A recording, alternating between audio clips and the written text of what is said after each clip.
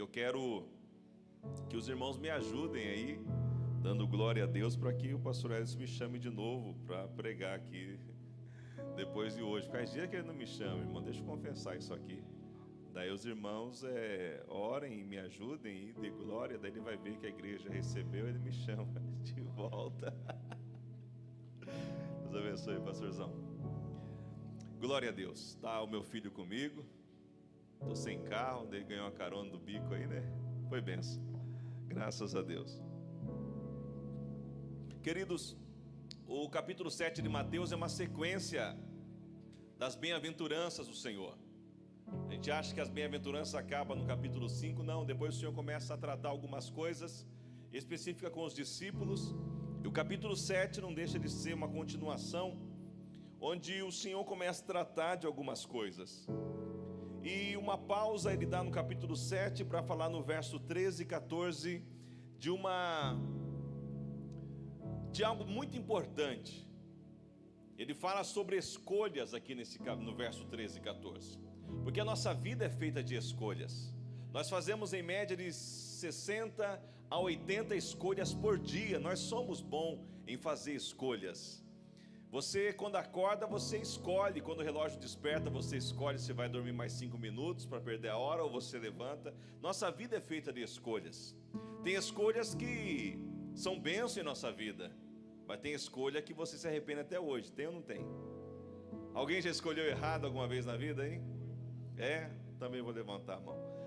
Tem escolhas que a gente faz que nos prejudicam. Tem escolhas que mudam o nosso dia, né? Se você acordar num dia que as coisas não estão indo muito bem, você acordar e falar, não, hoje vai ser diferente, eu escolho assim e tal. Mas se você acordar desanimado e falar, hoje vai dar tudo errado, são escolhas.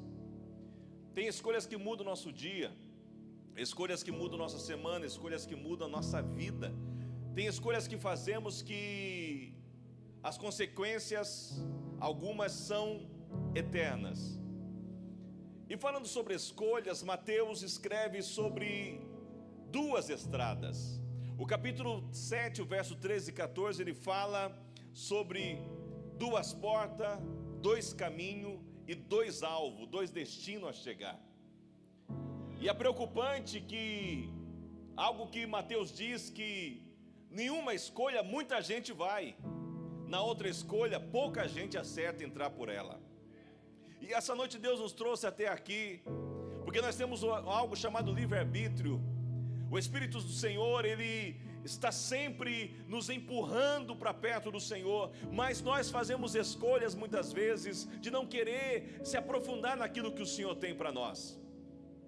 Você chegou em casa cansado, alguns veio direto do trabalho, é escolhas. Alguns escolhem, não, eu preciso estar na igreja, eu preciso orar, eu preciso buscar a Deus, eu preciso estar junto em união com meus irmãos para me fortalecer. Escolhas fazem a diferença em nossa vida. E Deus nos trouxe até aqui essa noite para falar conosco sobre isso. Mateus fala sobre 2 portas. Ele fala que uma porta é estreita e a outra porta é espaçosa, é larga. Ele fala de 2 caminhos. Ele fala que um caminho leva para a vida, mas fala que um caminho leva para a perdição. E claro, ele diz algo muito sério: muitos escolhem entrar pelo caminho da perdição, e poucos escolhem entrar pelo caminho que leva à vida. Existem 2 portas, 2 caminhos e 2 destinos a você chegar, 2 alvos a você conquistar. Um é a vida e o outro é a perdição. Jesus disse, eu sou a porta. Jesus, ele declara que ele é a porta. Ninguém pode primeiro entrar no caminho sem passar pela porta. Ninguém chega até o alvo, o destino, sem começar pela porta. A nossa vida cristã é feita de 3 etapas: a porta, o caminho e aonde eu quero chegar. Ninguém pode chegar no destino sem passar pelo caminho e sem entrar pela porta. E Jesus diz isso, eu sou a porta. Ele declara que tem que começar nele. E quando eu reconheço Jesus como meu Salvador, quando eu estendo as minhas mãos para o alto e digo, eu quero Jesus para a minha vida, eu estou dizendo, eu quero entrar pela porta. Pode ver que alguns chegam até perto, mas não entra. Tem gente que gosta até desse movimento pentecostal, mas não quer entrar, fica na porta, mas não entra pela porta. Aqui Mateus diz que existem duas portas, mas quem abre e entra nela é você. Qual tem sido a tua escolha, meu irmão? Qual tem sido a tua escolha, minha irmã? Será que nós estamos fazendo a escolha certa? Quando eu reconheço o meu estado pela fé, eu acesso esta porta. O Senhor nos convida essa noite a olhar para Ele. Para onde nós estamos indo? Será que eu estou caminhando nesse caminho certo, que conduz para a vida? Jesus fala: entre pela porta. E depois da porta tem um caminho. Porque Abacuque diz: Senhor, aviva a tua obra. Não é no começo e também não é no final. Abacuque diz assim: aviva, Senhor, a tua obra no meio dos anos. Porque é no meio da caminhada que parece que as coisas começam a pesar. Quer ver só quando você começou na fé, parece que as coisas não eram mais fáceis. Parece que tudo dava certo. Parece que todo mundo te amava, né? E a gente começa a ficar um tempo, daqui a pouco a gente começa a arrumar. Não gosta de mim, agora está mais difícil. Não é. É que no meio o caminho fica mais difícil. É por isso que precisamos todos os dias pedir para que o Senhor nos reavive, nos renove. Porque muitos entram pela porta, mas muitos se perdem pelo caminho. Muitos param no meio da caminhada. Muitos querem desistir, querem voltar atrás. Alguns não querem nem continuar mais a caminhar. Dizem: tá bom até aqui. Hebreus diz que o Senhor não tem prazer, a alma dele não tem prazer naquele que volta para trás. Não é tempo de parar. Não é tempo de retroceder. Claro que tem horas que você fala: a luta é grande, a situação é muito difícil, eu estou caminhando, parece que eu não estou vendo saída em nada. Calma. Da mesma forma que você não vê o seu coração pulsar, é Ele que te mantém vivo. Da mesma forma, o Senhor em silêncio trabalha por você. Você não está sozinho, você não está esquecido. Tem hora que a gente até não quer continuar no caminho. Jeremias no capítulo 1, verso 4 ao 12, o Senhor chama Jeremias. Jeremias era filho de profeta, de sacerdote, mas Deus chama ele para ser profeta, porque eu não sou quem eu quero ser, eu sou o que o Senhor quer que eu seja. E Jeremias se torna profeta do Senhor. Jeremias passa por situações difíceis, Jeremias é perseguido, Jeremias chega uma hora que ele não quer mais pregar. No capítulo 20 de Jeremias, no verso 9, ele não quer mais pregar, mas ele diz assim: ainda que eu não queira ou pense em me calar, não tem como, porque queima no meu coração, arde nos meus ossos, é impossível deixar de falar do Senhor. Essa noite o Senhor quer renovar a sua vida. Você já entrou pela porta, não pare no meio do caminho. Eu sei que da hora, tem momentos que você diz: vou parar, por causa das situações da vida, mas queima mais forte o coração. Entenda uma coisa: não é você que escolhe o chamado de Deus, é o chamado que te escolhe. Ele diz: Jeremias, antes de você ser gerado, já tinha te escolhido. Antes de você sair da madre, eu já santifiquei você. Antes do pai e a mãe de Jeremias pensarem em namorar, o Senhor já conhecia ele. Você é a escolha do Senhor. Não pare, não desista, você está no caminho. Tem hora que eu sei que é difícil, mas não desista. O apóstolo Paulo diz: eu esqueço das coisas que ficaram para trás. Eu não fico preocupado com aquilo que ficou para trás. eu continuo a minha caminhada, eu prossigo para o alvo, eu não vou desistir. Muitas pessoas têm fracassado na vida porque desistiram no meio do caminho. Irmão, entenda, você já caminhou já um período, não pare agora. Essa noite o Senhor tem um renovo para você no meio do caminho. Quando Agar parou para desistir do filho do Ismael, ela falou: vou desistir, não tem água, acabou a água, não dá mais para continuar, estava no meio do caminho. Ela deixa o filho a 150 metros dela e vai para cá e começa a chorar. Ela desistiu, ela se esqueceu que um dia ela estava indo embora da casa de Sara, e ela encontra com o anjo do Senhor e diz assim: volta para lá, porque no teu ventre há uma promessa. Mas no meio do caminho ela quer desistir porque a situação ficou difícil. Não é diferente conosco. Mas quando ela pensou e chorou: vou parar, uma voz do céu: que tens, Agar? Deus ouviu o choro do menino. E a Bíblia diz que quando ela pega na mão do menino, os olhos se abrem. Leia depois o texto de Gênesis. Longe do menino ela não vê saída, mas quando ela agarra na promessa que Deus deu a ela, no meio daquele sol, sozinha no deserto, achando que ninguém estava mais nem aí para ela. Abraão me mandou embora, Sara me mandou embora. Mas quando ela pega na mão de Ismael de novo, os olhos dela se abrem. Tem um poço de águas vivas para ela tomar, para o menino tomar. É no meio do caminho que o Senhor tem renovo para nós. Tem dias que é muito difícil, tem dia parece que tudo vem sobre nós, mas não pare, não desista. Você já está no caminho. Tem gente no outro caminho, indo para a perdição, e quando você olha parece que tudo dá certo para ele e para ela, mas ela não tem a paz que você tem. Ela não tem a paz que há dentro de você. Meu conselho para você hoje é: não pare, não entregue os pontos, não. Eu posso não saber o que está acontecendo, mas o Deus que chama não se engana.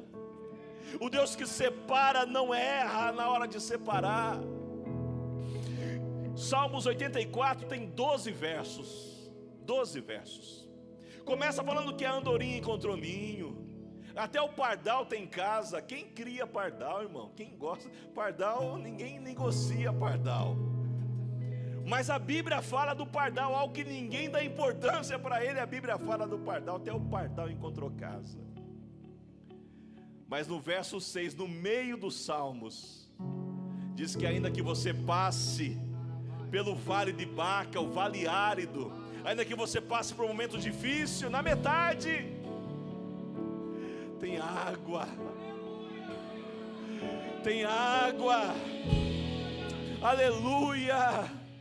No meio do caminho há um renovo do Senhor. Nós precisamos se aperfeiçoar a cada dia no meio do caminho. Muitas pessoas, muitos ministérios se acabam, muitos chamados se frustram, é no meio do caminho. E o Senhor diz para mim e para você essa noite: levante-se a cabeça, olhe para cima. Está tão perto de acontecer, mas você quer parar. Os meninos estão num processo. Quem para no meio não chega, não consegue concluir. É um processo, chegue até o final. Eu sei que Deus está falando muito forte com algumas pessoas aqui essa noite. Cuidado com as suas escolhas. Não escolha voltar agora para trás, não. Agora já é tudo ou nada, irmão. Você vem para um culto como esse, é um tudo ou nada. Você vem para dar glória, para dar, você vem por tudo ou nada. Eu sei que em casa pode não estar muito bem, mas você vem para adorar e bendizer o nome do Senhor. No domingo, durante o dia, minha esposa passou mal. Meu filho não estava bem, eu também não estava muito bem. À noite eu ministrei na igreja. Na segunda-feira ela passou mal o dia todo, levei para o médico. Na terça-feira levei ela para o médico, ela foi internada. E de manhã a notícia que ela tinha que ser transferida para Pariquera. Foi agora, essa semana. Daí na quarta, ontem à tarde eu fui lá visitar ela em Pariquera. Daí ela falou: Zé, eu acho que o médico vai me operar hoje. Eu voltei para casa, cheguei era 6h30, ela me ligou: Zé, volta que vai me operar agora. Eu voltei para Pariquera, ontem voltei, cheguei meia-noite em casa. Mas para a glória de Deus ela está em casa, busquei, teve alta. Está de repouso, falei: amor, fica aí, eu preciso ir adorar o Senhor. Eu poderia ligar para o meu amigo, o pastor, e falar: pastor, situação, ele ia me entender. Mas isso me dá mais força para bendizer o nome do Senhor. Tem situações, irmãos, que não é para te fazer parar, é para te empurrar mais perto do Senhor. Muitos param no meio do caminho. Você olha a história de Jó, uma história muito linda. Jó começa bem a sua história. A Bíblia fala dele um homem espetacular, um homem inspirador, um homem que tinha tudo, possuía tudo: dinheiro, uma boa família, bens, um homem íntegro. Mas de repente tudo se acaba no meio da vida, porque ele morre com 140 anos, mas com 70 anos acontece tudo de ruim na vida dele. Os filhos morrem, ele perde os bens materiais todos, ele ganha de presente uma enfermidade, uma lepra que consumia todo o seu corpo. A Bíblia diz que ele se encostava muitas vezes num buraco e coçava-se com um caco de telha, porque ele jogava barro no seu corpo para amenizar o cheiro, porque os animais vinham para tentar morder ele. Era difícil a situação de Jó, desesperadora, perdeu tudo, doente, sem pecar. Mas ele diz: eu sei. No meio do caminho ele diz: eu sei que o meu Redentor vive, e por fim me levantará, ainda em minha carne eu o verei. No meio do caminho. Mas teve uma hora que Jó não estava tão forte assim. Ele estava desanimado já, sem forças. Os amigos chegaram e falaram que ele estava errado, e ele não estava errado. No capítulo 38, depois que todo mundo falou, que o diabo falou, que os amigos falaram, que a mulher dele falou, todo mundo falando para ele parar, o diabo falou: ele vai desistir, olha, ele não vai aguentar. Todo mundo tinha falado, Deus estava em silêncio. Mas no capítulo 38 Deus fala, e Deus respondeu a Jó: onde você estava quando eu criei isso, criei aquilo, Jó? Jó não fala nada. A vida dele começa a mudar no meio do caminho, irmão. É no meio que coisas boas acontecem, mas também é no meio que muitos param e desistem. É no meio que milagres extraordinários acontecem, mas é na metade do caminho que muitos resolvem, escolhem parar e desistir. Jó, no meio do caminho, tem a visitação do Senhor. Deus restaura o seu físico, Deus restaura o seu sacerdócio, porque Deus fala assim: Jó, ora por eles. Deus restaura o sacerdócio dele. E a Bíblia diz que quando Deus orava pelos amigos, quando Jó orava pelos seus amigos, o Senhor o abençoava.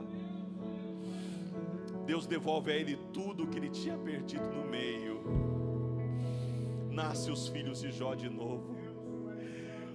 O dinheiro volta para Jó, os bens que ele perdeu volta para Jó. A minha palavra para você hoje: você já entrou pela porta, permaneça no caminho, e se você permanecer e for fiel ao Senhor, o que perdeu o Senhor devolve, o que foi o Senhor traz de volta. A Bíblia diz que Deus deu a Jó o dobro de tudo que antes ele possuía. Seja fiel ao Senhor, permaneça no caminho, que Deus vai restaurar, Deus vai alegrar teu coração, Deus fará coisas extraordinárias por esses dias, se você permanecer fiel a Ele. Não murmure, não diga que Ele se esqueceu. Se não tiver o que falar, fique em silêncio.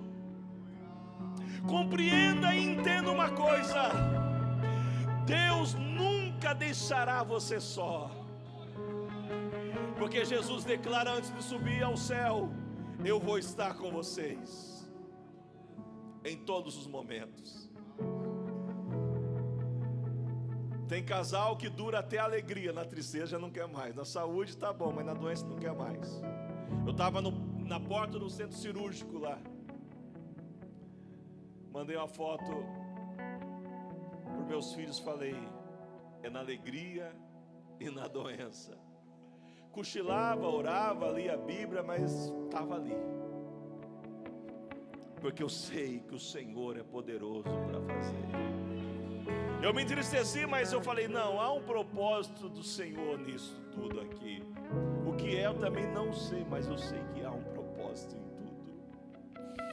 Não desista, porque se a gente parar e dizer assim, só com a gente dá errado, não é assim? Só comigo dá errado. Eu digo ao contrário, eu sou privilegiado, porque eu sei que o Senhor tem milagres grandes para fazer. Muitos param, muitos retrocedem, muitos voltam atrás, porque no meio do caminho as coisas começam a ficar difíceis. Se você olhar para amigos teus que estavam no caminho junto com você, desistiram e pularam para um outro caminho. Alguns não estão nem mais com vida, outros não conseguem mais sair desse caminho, porque a Bíblia diz que muitos entram por esse caminho da perdição, e poucos acertam o caminho que conduz à vida. Mas não desista no meio do caminho. Sabe por quê? Depois que passa pela porta, que você passa pelo caminho, existe um alvo, um destino para nós alcançarmos. Nós um dia iremos abraçar o nosso Senhor. Lá não haverá pranto nem dor, lá a tristeza nem vai chegar perto, lá a doença não vai chegar perto, lá as dificuldades não vão existir, lá as ruas são de ouro, lá há uma moradia para mim e para você. A Bíblia diz que quando chegarmos lá, o Senhor Jesus pessoalmente irá nos servir. Nós estamos numa corrida, não podemos parar. Há um alvo, há um objetivo, eu não posso desistir. Você pode ver nas maratonas, muitos saem igual louco, mas param pelo caminho. Os quenianos saem de boa, só no trotinho, mas eles têm um destino, um alvo a chegar. Alguns entram pela folia, vai correndo tal, mas eles vão focado no caminho. Há um alvo, irmãos, há um destino. Não pare, não desista, não retroceda. Paulo diz: eu estou correndo, eu não vou desistir nessa minha carreira, ainda que seja poucas forças, mas eu não vou parar. Irmão, nem que seja se arrastando, não pare, não volte, Não saia do caminho. E se porventura essa noite você está aqui e tem caminhado com o pé para longe do caminho, volta para o caminho. A porta que é Jesus continua aberta para você. E esse caminho é um caminho que muitas vezes você vai encontrar algumas dificuldades da vida, mas em todo tempo a mão dele vai estar estendida. E quando você não conseguir caminhar, ele vai te carregar no colo, porque o maior interessado é ele em mudar e abençoar a tua vida, a tua história. Tem milagres extraordinários para acontecer no meio do caminho. Da mesma maneira que Jó foi alcançado, você também será alcançado. Da mesma maneira que Agar foi alcançada, você também será alcançado. Há uma provisão do Senhor no meio do caminho. Há um escape do Senhor no meio do caminho. Volte essa noite a caminhar nesse caminho que conduz à vida, porque tem um destino para nós chegarmos, tem um lugar para nós alcançarmos. Então não é tempo de parar, não é tempo de retroceder, é tempo de avançar. Entre por esta porta, caminhe nesse caminho, que o seu foco seja sempre o Senhor, não as adversidades da vida, porque o galardão que está reservado para mim e para você, não vale a pena desistir, vale a pena continuar. Eu quero te convidar a estar de pé.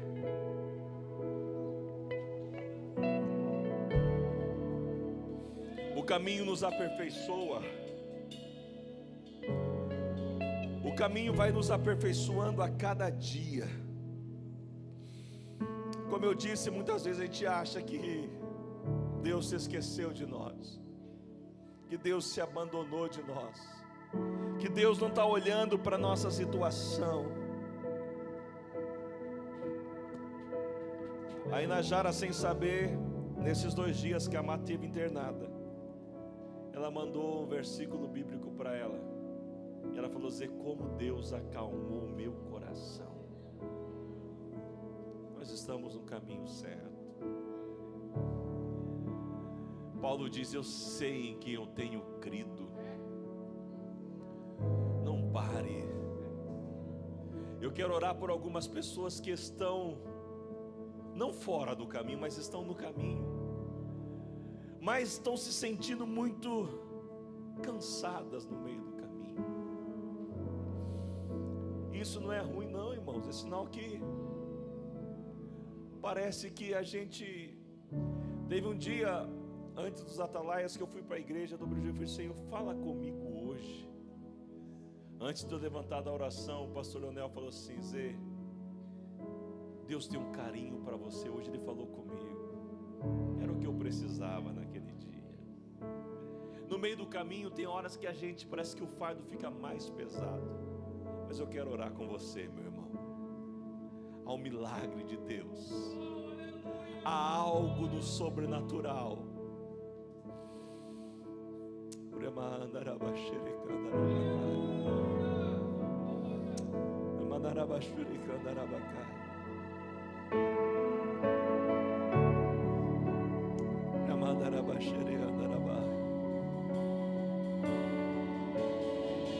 O Deus que cuida do começo, cuida do meio e nos leva até o final.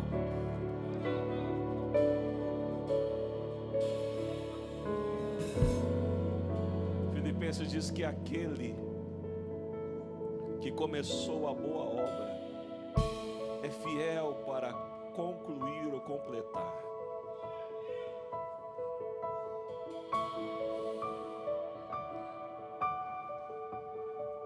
Alguns homens da Bíblia também falaram: não dá mais, não quero mais.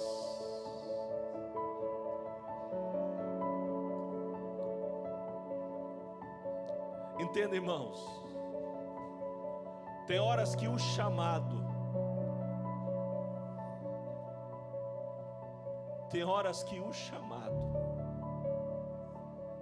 nos causa algumas dores, mas vale a pena. Eu sei que o Senhor está trazendo um renovo muito grande essa noite para algumas pessoas. Eu sinto como que o Senhor estivesse revestindo algumas pessoas com as armaduras de Efésios 6. Alguns o Senhor está trocando a vestimenta.